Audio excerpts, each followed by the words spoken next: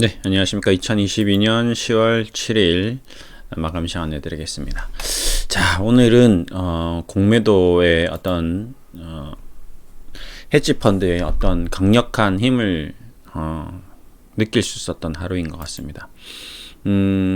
카카오뱅크, 카카오페이, 하이브, 네이버, 정말 작년에 크래프톤 상장했던 기업들이 거의 처참하게 무너지고 있습니다. 보면 공매도, 오늘은 뭐 거의 공매도를 얘기해야 되겠죠. 오늘도 공매도가 얼마 나왔는지 한번 보겠습니다. 펄어비스, 이야, 이거 보십시오. 이거 거래 비중의 34%가 공매도입니다.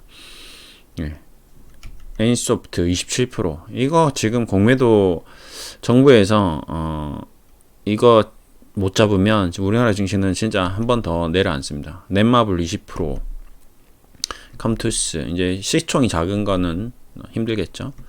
크래프톤 11%, 카카오 7%, 카카오뱅크 17%, 카카오페이 24%. 이 카카오페이는 뭐 연일 신저가인데 매일같이 이렇게 공매도로 59만 주, 거래량의 30%가 지금 이렇게 카카오게임즈 공매도, 전부 하이브 공매도 보시면 지금까지 나와있던 공매도도 만만치 않거든요.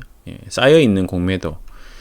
좀 무서운 거는 지금 나오는 공매도도 무섭지만 그동안 쌓아둔 공매도가 무섭다는 겁니다. 엄청나게 공매도를 쳤던 그 세력들이 지금 여러분들이 과거에 이제 카카오페이, 카카오뱅크 이렇게 상장할 때 오버슈팅 나왔을 때 어떤 따상처럼 그들의 힘이 얼마나 막강한지 지금 또 보여주는 게 오늘 같은 날 이렇게 10%씩 떨어뜨릴 수 있는 힘이 바로 이제 그들의 어떤 무섬이거든요. 헤지펀드. 실탄을 장착하고 있고, 그 다음에 이제 추가적으로 얘네들이 가지고 있는 게 뭔가요?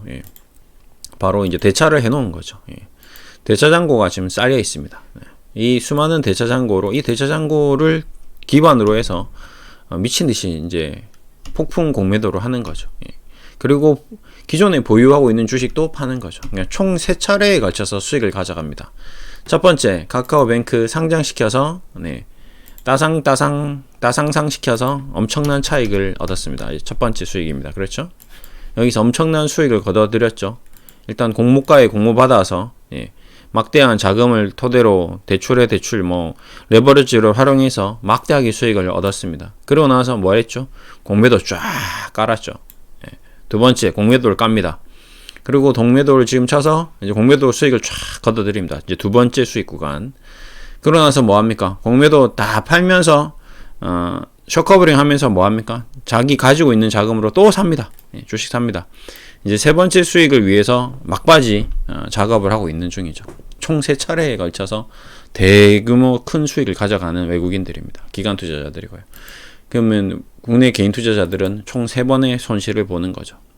여기서 물려서 손실. 그렇죠? 또 여기서 또 손실. 그러면 앞으로 얻을 이익도 다 손실. 계속 개인 투자자들은 손실에 손실을 거듭하는 거죠. 그러니까 기관 투자자들과 외국인 기관 투자자들, 헤지 펀드, 기관 펀드의 어떤 휘발유가 되는 거죠. 카카오 그룹주, 하이브 마찬가지입니다. 하이브도 지금 상장 이후에 엄청나게 올랐을 때 또 이 아저씨들, BTS 아저씨들은 돈 좀 벌었죠. 그렇죠? 막대한 부를 거뒀습니다. 카카오 그룹주들 또 이 임원진들 막대한 부를 거뒀습니다. 결국에는 개인 투자자들을 위한 기자들은 없습니다. 여러분들이 봤을 때 기자들이 뭔가 정보를 주는 것 같죠. 지금도 엄청난 뭔가 새로운 소식을 가져다 주는 것 같죠. 아닙니다. 기자들의 그 정보들은 이미 다 어느 정도 스케줄에 의해서 나오는 기사 내용들이 많습니다. 오늘 카카오뱅크 기사 언제 나온지 보시면 아마 깜짝 놀랄걸요. 카카오뱅크 리포트에 대한 기사가 새벽에 나옵니다. 새벽에. 지금 보시면 7시 40분. 엄청 부지런하죠. 평상시에는 별로 내용도 말도 안 하던 애널리스트입니다. 한 1년에 한두 번밖에 보고서를 안 쓰더라고요. 제가 쭉 지켜봤는데. 근데 갑자기 엄청난 내용으로 마치 이제 내용을 토대로 보면 지금 여기 보면 이병건 연구원이라고 있는데, 이병건 연구원 DB DB금융투자에서 리포트 발간한 거 보면요, 별 몇 개 없어요. 근데 지금 엄청 중요하게 갑자기 엄청난 내용인 것처럼 말하면서 목표 주가를 16,200원 불렀습니다. 네. 무섭죠. 예, 무섭습니다. 이런 걸 보면. 네. 지금 주가가 2만원으로 끝났는데 목표가를 16,200원으로 잡으면서 언더퍼폼 비중 축소를 잡았습니다. 그러니까 자기 말이 이미 틀렸거든요. 네. 아니, 한 달 전에, 두 달 전에 24,600원 목표가 잡았는데, 한 달 만에 16,200원 목표가 잡은 거는 내가 바보 병신이라고 얘기하는 거거든요. 왜? 아니, 어떻게 기업의 가치가 한 달 만에 이렇게 만원씩이나 바뀔 수가 있습니까? 예. 그러면 이때는 왜 목표 주가를 24,600원 잡고, 불과 한 달 전에는, 한 달 만에 16,200원으로 이렇게 낮춰 잡을 정도로 분석력이 엄청나게 틀렸다는 거잖아요. 자신의 분석이 한 달 만에. 예. 근데 그러면 앞으로 맞을까요? 예, 틀립니다. 예. 전혀 맞을 리가 없어요. 목표 주가에 대해서 이 애널리스트들의 목표 주가는 그냥 목표하는 주가죠. 예. 예, 정해진 주가가 아닙니다. 이들의 목표 주가가 맞았던 역사가 없죠. 예. 근데 이 목표 주가의 개인 투자자들은 굉장히 큰 영향을 받죠. 예. 와, 보시면 하나도 맞은 게 없습니다. 지금 여기 보시는 모든 증권사들의 목표 주가는 다 틀렸습니다. 보시면 그렇죠? 하나증권부터 시작해서 신한, DS, SK, 하이투자, 하나증권 전부 4만 원, 3만 원이잖아요. 그렇죠? 예. 근데 지금 이렇게 DB투자증권도 보시면 불과 8월 4일날 9월, 10월 두 달 전에 24,600원이라고 목표가를 불렀습니다. 8월 4일 주가 한번 볼까요?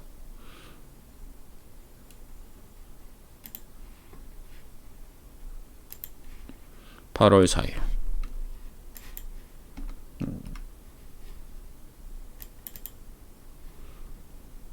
보십시오. 이때도 낮춰 잡았네요. 8월 4일 날도 26,000원 26,000원 잡았고 또 낮춰 잡았습니다. 이때는 뭐라고 했나 볼까요?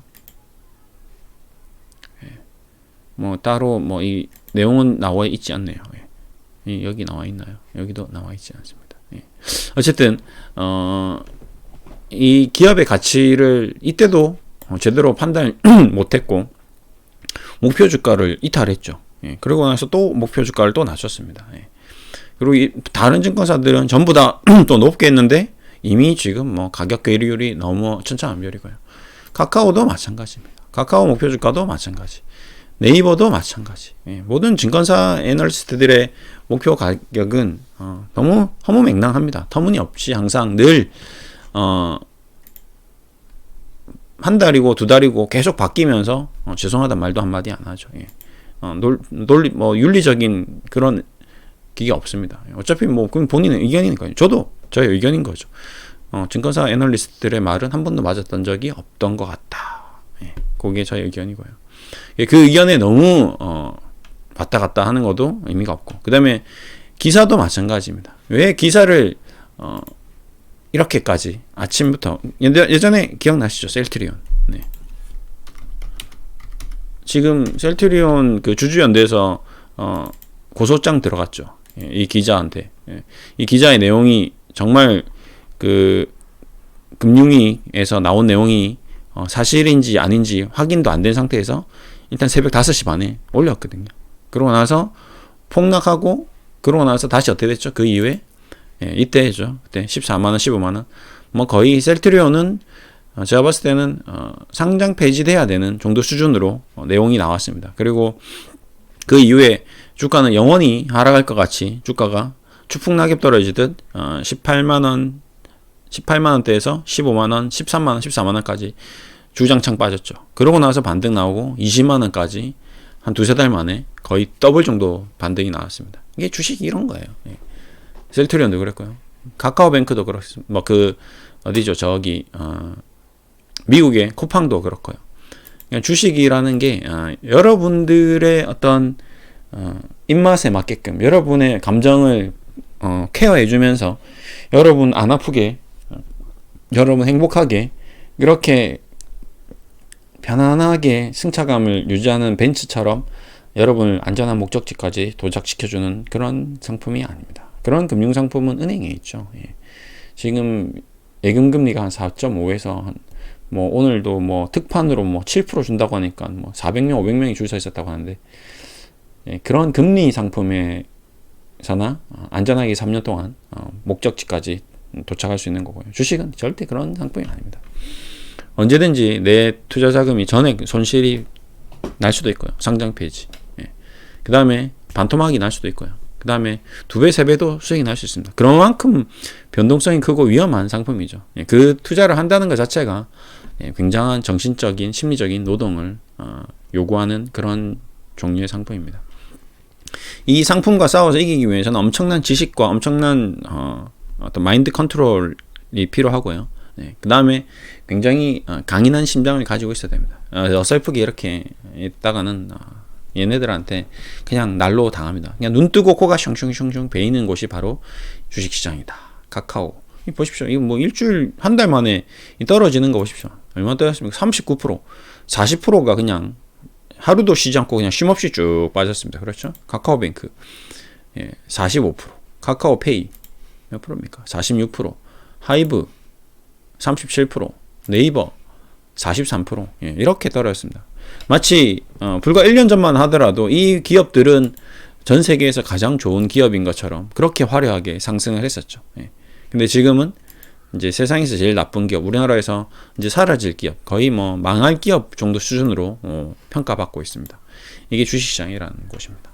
지금도 오늘도 신저가 상장 이후에 불과 2021년 8월 이후에 지금 1년 만에 주가는 94,000원에서 18,000원, 카카오페이는 24만원에서 4만원, 카카오게임즈는 11만원에서 4만원, 하이브는 42만원에서 12만원, 네이버는 46만원에서 16만원, 거의 뭐 크래프톤은 58만원에서 19만원, 처참하게 무너져 있습니다.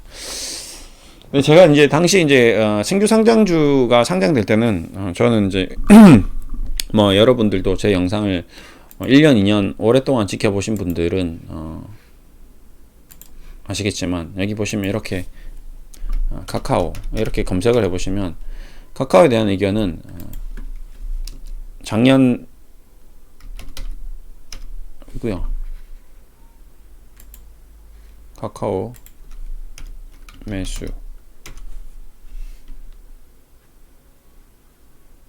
매도 한번 해볼까요? 네, 반대 매도 1년 전만, 여기도 오시면 카카오 강력 매도, 수익 매도 하세요. 1년 전입니다. 1년 전에 무조건 매도 의견을 보내드렸죠. 절대 사면 안 된다. 뭐 크래프톤, 뭐 신규 상장주 이런 것들을 절대 사면 안 되는 이유가 이제 기관 투자자들의 농락, 어떤 장난질이 너무 강했기 때문에 그런 거거든요. 지금도 마찬가지입니다. 이제는 얘네들이 반대 현상이죠. 기관 투자자들의 공매도로 인해서 엄청난 손절매를 유도하면서 엄청난 수익을 또 가져가고 있는 중입니다. 이들이 이런 행위가 계속 반복되는 게 과거에도 그랬고 현재도 그랬고 미래도 또 그렇게 될 겁니다. 이제 앞으로 영원히 주식시장은 이런데 이제 계속 바뀌는 건 뭐냐면 투자자들만 바뀌죠. 기관 투자자들은 그대로입니다. 주식 참여자들은 계속 바뀝니다. 살아남기가 쉽지 않습니다. 이제 주식 뭐 한 20년 차, 30년 차 되신 분들은 오늘 같은 현상을 보면서 그래 옛날에 그랬지, 어렴풋이 기억나실 겁니다. 그랬었지. 저도 기억이 나기 때문에, 그래서 저는 신규 상장주를 절대 건드리지 않는 투자 원칙이 있습니다. 근데 이번에 아마 또 1년 동안 새롭게 주식을 배우시는 분들은 신규 상장주가 얼마나 무서운지에 대해서 충분히 경험하셨을 겁니다. 앞으로 아마 평생 신규 상장주는 손도 안 대실 거예요. 그렇게 되실 겁니다. 이번에 이렇게 한번 디고 나면요. 그리고 이제 앞으로도 이제 그렇게 되고, 대신에 이제 이렇게 된 뒤에 제가 기억나기는 이제 또 이렇게 급락하고 나서 엄청난 수익을 가져다 준 경우가 꽤 있었습니다. 과거에도 뭐 바이오주 같은 경우도 이렇게 빠지고 나서 폭락 이후에 이제 신고가를 갔던 종목이 가까이 제가 얘기 드릴 수 있는 게 앞타바이오 한번 볼까요? 앞타바이오, 그렇죠. 신규 상장되고 26,000 상장되고 1년 내내 빠져서 6,000원, 뭐 거의 뭐 7, 80% 빠졌죠. 그러고 나서 코로나 이후에 6,000원 찍고 6만원, 10배 튀겼습니다. 그렇죠. 앞타바이오. 그러고 나서 다시 지금 제자리에 왔죠. 이런 과정이 있었다는 거죠. 신규 상장주들이 많이 떨어지기도 하지만 이런 장난질을 좀 친다는 겁니다. 그런 것들이 좀 재밌고요. 그래서 모르겠습니다. 카카오뱅크와 카카오페이 뭐 앞으로 이런 기술주들 영원히 이제 사라지는 것인지, 이제 영원히 앞으로 희망이 없는 것인지 이제 이런 고민도 할 수 있는데요. 뭐 펄어비스도 마찬가지고, 게임도 이제 게임 산업도 이제 종국으로 다다르는 건지, 넷마블도 뭐 거의 지금 보시면 신저가죠. 20만 원에서 지금 5만 원까지. 그렇죠? 이런 모든 주식들을 봤을 때 답은 한 개다. 뭐죠? 공매도입니다. 공매도. 오늘 보니까 기사 보니까 지금 이제 공매도 관련돼서 개인 투자자들이 대통령에게 건의를 하러 가신다고 하더라고요. 오후 5시 그 얘기 들었고요. 그 다음에 지금 금융위에서도 공매도 카드를 좀 만지작거리고 있고, 그 다음에 증안펀드는 올 중순에 무조건 가동할 것으로 보여집니다. 근데 지금 시장 전체가 망가지는 게 아니고 이 업종 섹터가 지금 망가진 거여서 바로 반영되기는 좀 쉽지 않을 것 같습니다. 만약 오늘 삼성전자나 모든 주식들이 급락하면서 코스피가 2000으로 가면서 이렇게 망가졌으면 그러면 좀 기대를 할 수 있는데, 그게 아니고 삼성전자도 괜찮고 뭐 대기업들은 굉장히 괜찮거든요. 근데 요 섹터만 유독 빠진 거기 때문에 바로 가동되기는 좀 쉽지 않을 것 같습니다. 은행 쪽도 살아있고요. 그래서 당분간은 이쪽 IT 쪽, 기술 쪽, 뭐 플랫폼 관련주들이 많이 올라갔기 때문에 그만큼 많이 떨어지는 부분이 없지 않아 있어서 조금 더 힘든 시기를 좀 지내야 되지 않을까. 오히려 증안기금이 나오고 오히려 뭐 공매도가 금지됐을 때 그때 반등이 나올 수도 있습니다. 의외로 반등. 쇼커버링이 나오면서 상승세도 나올 수 있다고 저는 보고 있으니까요. 굉장히 힘든 구간이지만 요 힘든 구간만 잘 버텨내고 이겨낸다면 좋은 결과가 있을 수도 있습니다. 지금 뭐 여기서 뭐 공매도 뭐 금지 청원, 그 다음에 뭐 이 지금 대차 해지 뭐 이런저런 개인 투자자 운동 이런 거 네이버 카페 뭐 종목 게시판 가면 엄청 많이 있습니다. 그런 거 다 쓰잘데기 없는 일입니다. 하나도 안 먹혀 들어가요. 왜? 돈을 쥔 아이들이 외국인이기 때문에 눈 하나 깜빡 안 합니다. 그러니까요. 우리가 할 수 있는 거는 시간을 가지고 기다리는 수밖에 없다. 그 방법이고요. 지금도 마찬가지 이 바닥이 어딘지 테스트가 안 될 때는 그냥 지켜보는 게 답입니다. 여기서 늘 얘기 드리지만 절대 무리하게 신용, 미수, 그 다음에 뭐 집 담보대출, 주식 담보대출 이런 우리가 감당할 수 없는 투자를 하셔서는 절대 안 됩니다. 지금 계속 얘기 드리지만 계속 비중 유지하고요. 현금 비중도 가지고 있어야 되고요. 그 다음에 주식 시장에 대한 비율을 절대 이제 괜찮아질 겁니다. 앞으로 좋아질 겁니다. 와 가지고 있는데 추가로 더 빚을 내서 사는 것은 절대 다른 내용입니다. 그건 죽었다 깨나도 하시면 안 되세요. 제가 막 늘 얘기하지만 저희 메인 어떤 모토, 주식시장의 모토, 절대 신용 미수, 절대 반대 금지. 그 다음에 이제는 밤에 잠을 잘 수 있을 정도로 우리 배우자가, 우리 가족이 걱정을 안 할 정도로 투자를 해야지. 그 이상 한다는 거는 지금 이제는 될 것 같은데, 오늘은 이제는 내가 수익 날 것 같은데, 이런 상상하지 마십시오. 여러분 생각대로 되지 않습니다. 지금까지 여러분 생각대로 안 됐듯이 앞으로도 여러분 생각대로 그렇게 되지 않을 가능성이 있습니다. 그러니까요, 그냥 나의 이 지금 투자 손실은 운명이다 라고 생각하시고, 안 되면 자녀분에게 물려주겠다, 그 정도만 생각하셔야지 이 네이버를, 카카오를 뭐 지금 여기서 물을 타서 2배, 3배 만들어서 이렇게 하겠다 이런 생각하지 마시고, 오히려 정말 뭔가 신규 투자 자금이 있거나 정말 장기적으로 보신다면 자녀 명의의 계좌로 조금씩 사주는 게 제일 베스트입니다. 정리하자면 난 그래도 무조건 사야 할 거 있어, 난 못 사면 안 될 것 같아, 미칠 것 같아, 너무 기회인 것 같아, 그런 판단이 드셨다면 그때는 본인 명의 말고 배우자 명의라든지 자녀 명의라든지 다른 사람 명의로 분할 매수를 조금씩 해보십시오. 그러면 뭐 5%든 10%든 하락하는 거를 지켜보면서 만약 수익이 나더라도 기분 좋게 갈 수가 있거든요. 지금 내가 가지고 있는 이 몇십 %씩 손실 나 있는 계좌에 계속 물을 타면 끝도 없습니다. 한도 끝도 없어요. 계속 스트레스입니다. 죽을 때까지 스트레스예요. 플러스 안 납니다, 이거. 이렇게 물 타가지고는 몇 주씩 사가지고는 답이 없습니다. 오히려 자녀분이라든지 뭐 배우자 명의로 샀는데 뭐 마이너스 1, 20% 되다가 플러스 1, 20% 넘어가면서 야, 그래. 기분 좋은데 한번 매도하고 우리 외식이나 한번 할까? 이러면서 기분 전환을 하고 가지고 있는 것도 가져가고. 그러면서 또 떨어지면 또 사고. 뭐 이런 식으로 다른 사람의 명의로 배우자나 가족의 명의로 추가 매수를 하는 게 가장 베스트합니다. 그거는 좀 유념하시고요. 앞으로 어쨌든 결국 최종적으로 공매도의 이 엄청난 이 헤지펀드의 힘을 한번 느꼈고 그들과 싸워서 이길 수는 없다 우리가. 이기려 하지 마라. 그냥 받아들여라. 이놈의 나쁜 놈의 이 공매도 욕해봤자 들리지도 않습니다. 듣지도 않고요. 그리고 앞으로도 그들의 힘이 얼마나 강한지에 대해서 계속 우리는 또 당할 수밖에 없는 그런 굉장히 미약한 개인 투자자들의 한 명 한 명입니다. 장기적으로 멀리 봤을 때 그들과 함께 그들이 다시 마음을 추스리고 주식을 사야 할 때, 사고 싶을 때, 살 때 그때가 또 옵니다. 근데 왜? 그들도 또 돈을 벌어야 되거든요. 그동안 공매도 쳐놨던 걸 돈을 수익 확정을 해야 되거든요. 그런 날이 올 겁니다. 그때까지는 좀 힘들지만 좀 잘 참고 잘 이겨내면 좋겠습니다. 힘내시고요. 화이팅 하겠습니다. 감사합니다.